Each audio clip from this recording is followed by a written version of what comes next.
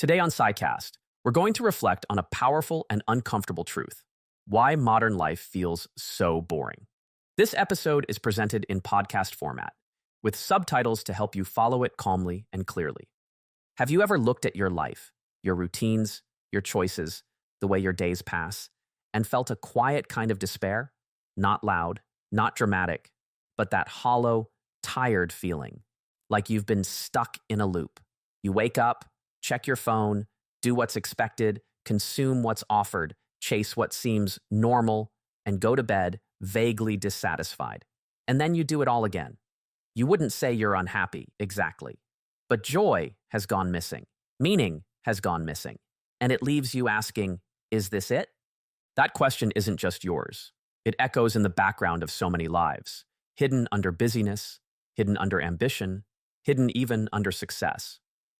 Friedrich Nietzsche once said, "He who has a why to live for can bear almost any how." But in a world where we've outsourced our why to screens, systems, and trends, it's no wonder we feel empty. Because deep down, we know this life, this safe, controlled, convenient life, is not what we came here for. Not really. It's important to say this out loud. Boredom is not a personal flaw. It's not because you're lazy or uninspired or not trying hard enough. Boredom, in this deeper sense, is a symptom of disconnection from our instincts, from our values, from struggle, from danger, from awe. Nietzsche didn't see boredom as trivial. He saw it as a signal that something is wrong with the soul. He believed that modern life, in its attempt to be comfortable and orderly, was also becoming lifeless. That the very systems designed to protect us were quietly dulling us, numbing us, making us forget how to be fully alive. And that's what makes it so insidious. Because boredom isn't just the absence of stimulation, it's the absence of meaning. You can be constantly entertained and still feel bored.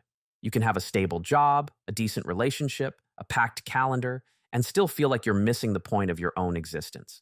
That's the modern dilemma. We've built a world that runs smoothly but forgets to touch the soul. A world where efficiency has replaced depth, safety has replaced adventure, and screens have replaced presence. Let me tell you something I once heard that stayed with me. Modern life is a cage with golden bars. We're not locked up by force. We're locked up by comfort, by routine, by the soft tyranny of what's normal. We're given just enough to keep us quiet, but not enough to wake us up. And slowly, without realizing it, we start to live someone else's version of a life. We follow a script we didn't write. We chase pleasures that don't nourish us. We perform identities that don't fit. And we forget the raw, risky, beautiful work of becoming who we really are. Nietzsche called this the danger of the last man, a creature who no longer dreams, no longer dares, no longer creates. A creature who avoids pain at all costs, who chooses comfort over greatness, who laughs at the idea of purpose. The last man is not evil. He's just empty. And perhaps the scariest part is that he doesn't even notice. If you've ever felt that creeping emptiness, the kind that doesn't scream but quietly lingers, you're not broken. You're not weak. You're waking up. Because boredom, at its core, is a sign that your spirit is still alive enough to notice that something is missing. And what's missing isn't more tasks or more goals or more entertainment. What's missing is meaning, intensity, the kind of depth that shakes you awake and asks, are you really living or are you just surviving? Nietzsche believed that a human being is not meant to be content, not in the shallow way we talk about contentment today. He saw humans as creatures of transformation, of overcoming, of becoming. He once wrote, "Man is a rope stretched between the animal and the Übermensch, a rope over an abyss. That abyss is the fear of uncertainty, of risk, of standing outside the systems that comfort us, but also imprison us. And the rope, that's your life, always suspended between safety and possibility." But modern culture doesn't teach us to walk the rope. It teaches us to stay on the ground, to avoid the abyss at all costs. It rewards predictability, discourages reflection, and sells a version of success that is quietly suffocating. You were not made for endless scrolling, for shallow conversations, for chasing dopamine hits that fade in seconds. You were made to wrestle with life, to pursue something that feels just out of reach, to face difficulty and come out different. But we've been taught to fear discomfort more than we fear insignificance. The philosopher Kierkegaard warned of something similar. He called it the sickness unto death, not a physical death, but a spiritual one. A life lived without self, without confrontation, without the courage to face who you really are beneath all the noise. And the cruel irony is that the more you avoid that confrontation, the more hollow you become. The more you seek comfort, the less alive you feel. Until one day, you don't even notice your spirit whispering anymore. It gets drowned out by to-do lists and deadlines and curated images of other people's lives. And here's where it gets even more painful. We've been taught to see this boredom as failure. So instead of listening to it, we run from it. We numb it with consumption, with noise, with distractions that feel like movement but lead us nowhere. We treat our restlessness like a flaw instead of what it really is, a sign that something sacred is trying to break through, that your soul is not willing to die quietly. You are meant to stretch, to risk, to create meaning, not just consume it, but meaning doesn't come wrapped in comfort. It comes in choosing what is hard but true over what is easy but hollow. It comes in being willing to feel lost, unsure, even afraid, and still taking the next step. Because that is where the rope leads, not to perfection, but to becoming real. There's a kind of silence that speaks louder than words, the silence of a life that's been muted, not by accident, but by design. When Nietzsche looked at society, he didn't just see individuals struggling in isolation. He saw a culture slowly stripping life of its wildness, its sacred mess, its mystery. A culture that trades the rawness of experience for the illusion of control, and in doing so, makes everything feel safer, but emptier. We weren't always like this. Somewhere deep in our bones, we remember. We remember what it's like to feel fully awake, to chase something unknown, to stand in awe, to lose ourselves in something greater. But modern life has taught us to shrink, to avoid extremes, to flatten the highs and lows into something more manageable, more tolerable. And in that process, we stop feeling deeply. We become spectators of our own lives. Nietzsche feared this more than chaos. He feared a world where people no longer ask why, where the fire of becoming is replaced by the dull glow of routine, where people are kept so busy with the surface of things that they never touch the depths. That's why he didn't write for the masses. He wrote for those few who were still willing to burn, who were willing to lose the comfort of certainty in exchange for something real. Because here's the truth no one tells us. The feeling that your life is boring might not be a sign that something's wrong with you. It might be a sign that something's right with you, that your soul is too alive to settle, that the ache you feel isn't a problem to be fixed, but a compass pointing you somewhere deeper. Boredom, when listened to, becomes a sacred hunger, a hunger for meaning, for beauty, for purpose. But we've been trained to ignore it, to treat it like a bug in the system, rather than a signal that the system itself might be the problem. Imagine waking up one day and realizing that your job, your habits, your plans, everything that seemed so normal is not actually yours. It's inherited, imitated, accepted without question. That's the moment Nietzsche wanted us to reach. The moment when the veil drops and you see the cage. Not because someone locked you in it, but because you were trained to prefer it. Because freedom, real freedom, is terrifying. But it's also beautiful. Because in that moment, you're no longer living someone else's story. You're finally free to ask, what do I value really? What kind of life is worth living? Not in theory, but in practice. Not in fantasy, but in blood and breath and decision. And you won't find those answers in the noise of the world. You'll find them in the silence that boredom creates, if you dare to sit with it, if you dare to ask what it's trying to show you. It's a strange thing to say, but boredom can be holy, because it's often in that dull ache, in that quiet resistance to the life we've accepted, that something sacred begins to move, something ancient, something fierce, something that remembers a time before we were tamed. Nietzsche didn't want us to settle. He didn't want us to numb ourselves into acceptance. He wanted us to revolt, not with violence, but with depth, with creation, with the unbearable act of becoming who we truly are. That's what the Übermensch really meant for him.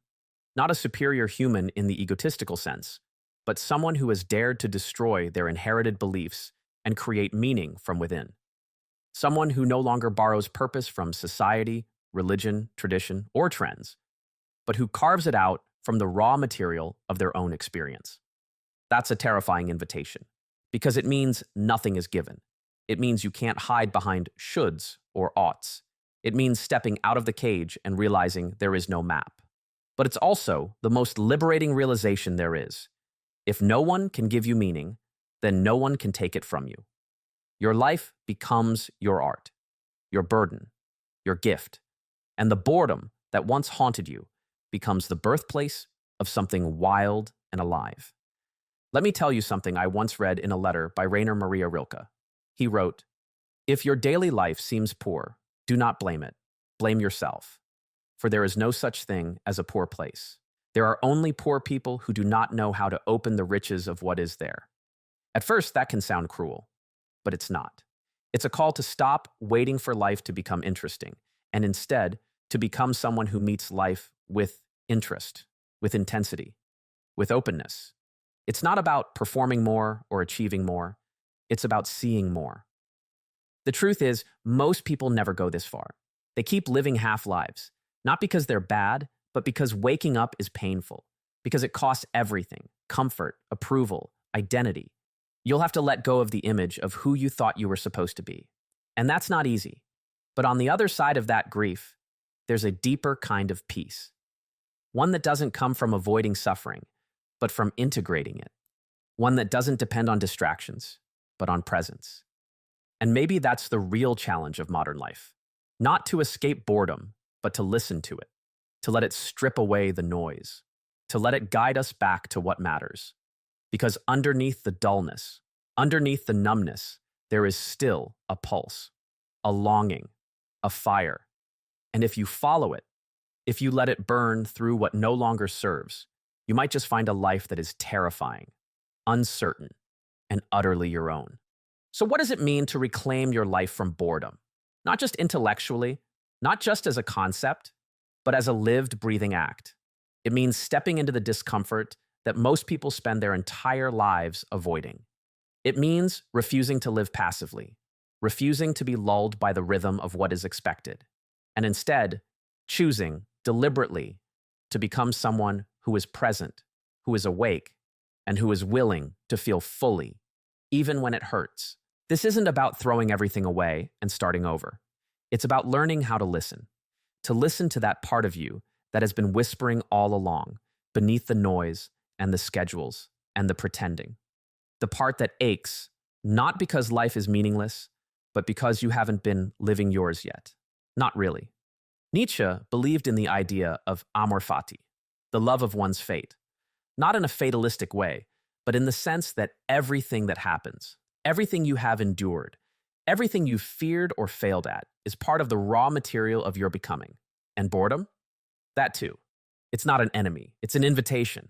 An alarm bell from the depths of your psyche saying, there's more to you than this. Not more success, not more approval, more aliveness. But aliveness demands something. It demands honesty. It demands sacrifice. You'll have to give up the parts of you that were only ever designed to keep you comfortable, the habits that keep you distracted, the roles you've performed just to be accepted, even the goals you set for yourself when you were still asleep. You may have to walk away from things that look good on paper, but feel dead in your soul. That's the cost of waking up. But the reward is truth. And truth, no matter how heavy it feels at first, is the only place where real joy can grow. Not the kind of joy that comes and goes with circumstances, but the kind that holds even in suffering. The kind that lets you sit with your boredom and say, thank you for waking me. The kind that helps you walk through the world not as a consumer, but as a creator, a seeker, a human being in the fullest sense. You don't need to know all the answers. You don't need to become someone perfect, but you do need to start asking different questions. Not, How can I escape this feeling? But what is this feeling asking of me? Not what should I be doing, but what feels true to me, even if no one else understands it. That's how you begin to break the spell. That's how you begin to live. Because the opposite of boredom is not constant excitement. It's not adrenaline or distraction. The opposite of boredom is meaning, and meaning isn't given to you. It's forged. In choices, in presence, in the courage to face the abyss and walk the rope anyway. Let me leave you with this. Maybe your life isn't boring. Maybe it's just been waiting for you to arrive fully. Waiting for you to stop performing, stop avoiding, stop numbing, and start listening. Not to the noise of the world, but to the quiet insistence of your own soul. You don't need more to do. You need more to feel for. And that begins when you dare to ask not how to fit into life, but how to let life fit into you. Thanks for listening to this episode of Psycast. Take your time with what you've heard. Let it settle. Let it stir something. And when you're ready, begin again, but differently.